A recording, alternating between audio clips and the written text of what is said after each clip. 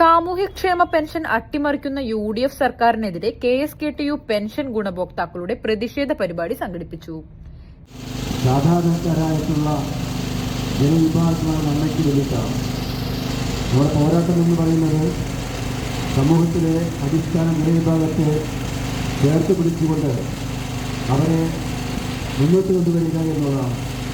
അതിൻ്റെ ഭാഗമായിട്ടാണ് എപ്പോഴൊക്കെ ഭരണം കിട്ടുന്നുവോ അപ്പോഴൊക്കെ ഈ സാധാരണ ജനങ്ങൾക്ക് വേണ്ടി ആവശ്യമായ സഹായങ്ങൾ ചെയ്തുകൊണ്ട് മുന്നോട്ട് പോകുക എന്നുള്ളത്.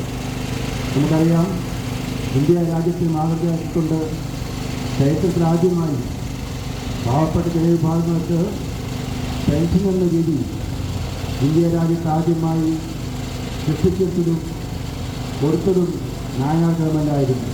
KSKTU ആലങ്കോട് പഞ്ചായത്ത് കമ്മിറ്റിയുടെ നേതൃത്വത്തിലാണ് ആലങ്കോട് വില്ലേജ് ഓഫീസിന് മുന്നിൽ പ്രതിഷേധ കൂട്ടായ്മ നടത്തിയത്. KP സുകുമാരൻ സ്വാഗതം പറഞ്ഞ പരിപാടിയിൽ സതീശൻ അധ്യക്ഷനായി. കർഷക തൊഴിലാളി union Edappal area president P. Vijayan പരിപാടി ഉദ്ഘാടനം ചെയ്തു.